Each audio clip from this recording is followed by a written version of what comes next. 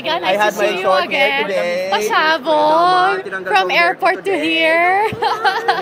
Anyway, I hope you heard me earlier when I was screaming. Ang bongga mo nga eh. Pero ano, Tagalog na lang tayo. Ay, Tagalog. Okay. Ba? Secret Turn ba ka to? muna daw, turn ka muna. Bawal ba to malaman ng iba? Uy, oh, ayan na. Okay, winner na. May naglilista ng noisy there. Ay, ganun ba? Okay, eto na. Okay, ano daw yung ano, ang galing-galing mo daw mag-host. Totoo ba? Thank you. Continuous na ba yan? Oo, gagawin ko na tong career. Mahirap ang buhay. Ayan, sino yung designers ng gown mo? Yung first one at saka ito? Ito, Vladimir Echeverry. Oh. The other one I have to confirm. I am not quite sure, so mahirap na magbanggit ng maling pangalan. Yeah, that's okay. That's respect. I love it. Yeah. How collaborative are you with the gowns that you have been wearing from now until November? Talagang may input ka ba dito? Oo, pretty much recently, I have inputs now on what I want to wear. Of course, my styling team is doing their hard work talaga in picking on collating all the outfits I can wear. And then from then on, they make me wear it. They have their votes. The organization have their votes. And then at the end of the day, they input, they consider what I feel when I wear the gown. So I really appreciate that. Ngayon ba at this point ba may naka-ready na yung finals gown mo in terms of design? Oh my God, secret! Pero yung evening gown mo, Atisa, is that, do you have like collaboration with that?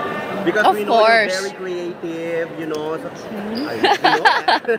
and then you like collaborating with, you know, Of some of the course. designers. Do you have any collaborations with that from your costume competition and evening gown? Yes, kasi the thing I appreciate about everyone around me right now, the team, the organization, they understand that when I compete, as much as it's a team effort, when I'm on stage, ako na yung nandun eh. So they want me to feel my best. So alam nila na kung anong komportable ka, kung anong feeling mo pinakamaganda ka, yun yung isusuot. And I appreciate that. Wow, that's so nice. May mga tanong sila, yung nag-live ako after ka na makita sa airport. Sino daw yung nag-makeup sa'yo yung nasa airport ka? Airport, Antea Bueno. Like, Bakit daw ang flawless mo, ha? thank you. Pakita mo yung arms mo sa kanila. Sinasabi nila laki daw ng arms mo. Ngayon, pakita mo. Ay, grabe naman sila. Alam mo, Pakita mo yung arms mo.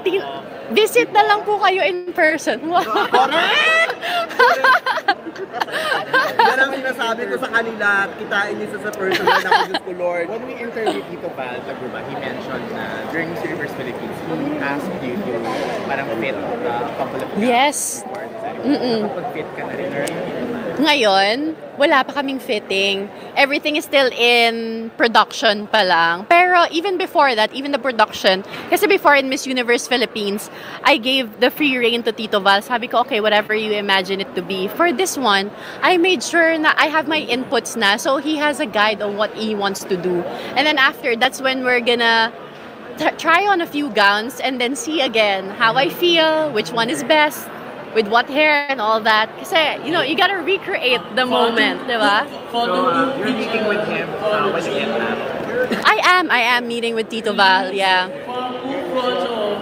So, Ati, sa last question, nakain mo na ba yung mga gusto mong pagkain? Alam mo, hindi pa kasi may sakit pa rin ako hanggang ngayon. Live host, welcome!